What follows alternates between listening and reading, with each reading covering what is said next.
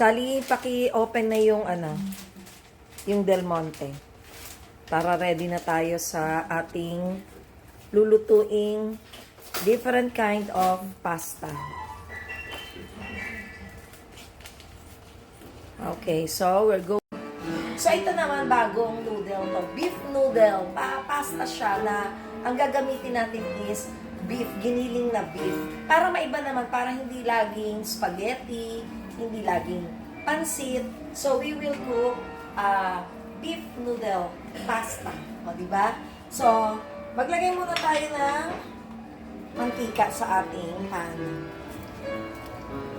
Kaunti lang. And then, maglagay na tayo ng ating onion. So, i-din na natin lahat yan. Ayan. And also, chopped garlic.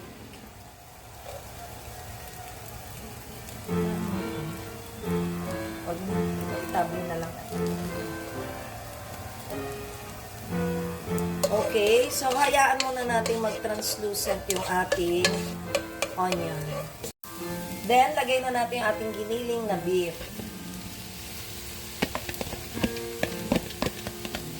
Okay, so hayaan muna natin maluto yung ating beef at mag-brown siya. Okay, ngayong brown na siya, lalagyan na natin siya ng ating mga seasoning. So, maglagay tayo ng salt, paminta,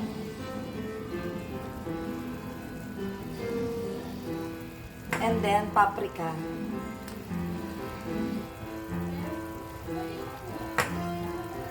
Then, haluin na natin para magkaroon na ng lasa ang ating.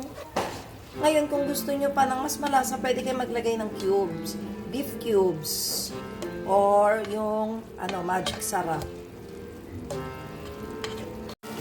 Then, lagyan natin ng mushroom. Lagyan ako ng kaunting slice ng mushroom at saka yung bottom mushroom. Para mas kitang-kita at mas lasang-lasa yung ating mushroom. Okay, then, maglalagay ako ng pickles. Para medyo may tamis yung ating beef noodle.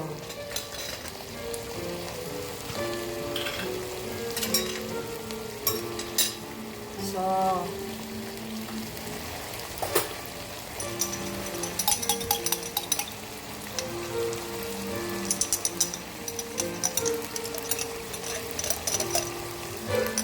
sinasaid ko na lang yung pickles namin para hindi naman sayang.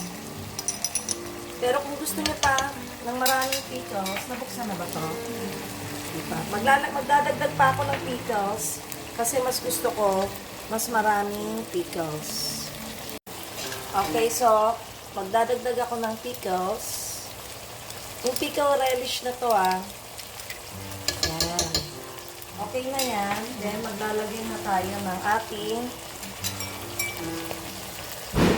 red bell pepper and green bell pepper para colorful siya. Then lalagyan na rin natin ng tomatoes.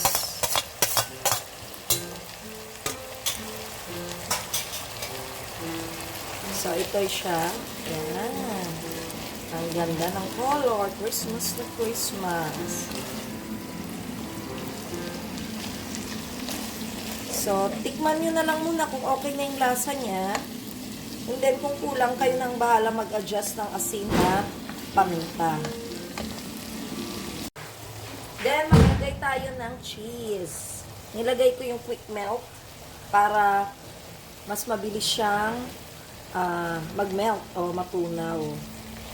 Ngayon, nasa sa inyo yan kung gusto nyo pang budbura ng cheese. Ako, okay na ako dyan sa quick melt na nasa loob ng ating beef. Okay. Then, lagay na tayo ng tomato sauce.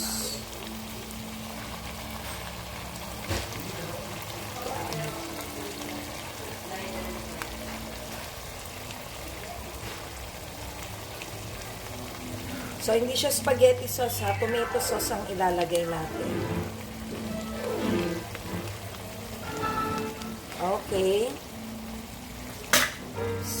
Then, inimix na lang natin to. Ay, ganda na ng cheese, oh. Talagang natunaw na siya. Okay, mimix lang natin. At hayaan natin munang maalis ng kaunti yung kanyang sabaw. So, mga ka-joines, ito na ang ating finished product. I have na my noodles. So, maglalagay tayo ng kaunti. Yan. Para matikman natin ang sauce na hindi siya spaghetti ha. Ito ay beef noodle pasta. So, at least medyo kakaiba naman ang ating i-prepare sa ating mga family. Let's eat! Na napakainit. Paano ko ito makakain kung mainit?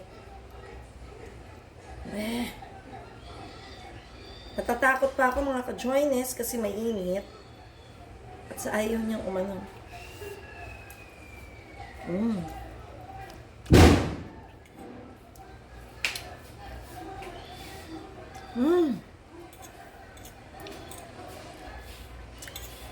Sarap! Parang masarap pa, may sauce pa. So mga ka-joiners, you try this one. Para iba naman ang inyong gimmick sa mga birthday, sa mga okasyon. You try this beef noodle pasta. Ala joiners. So, bago ko maubos ang aming handa, Happy New Year again.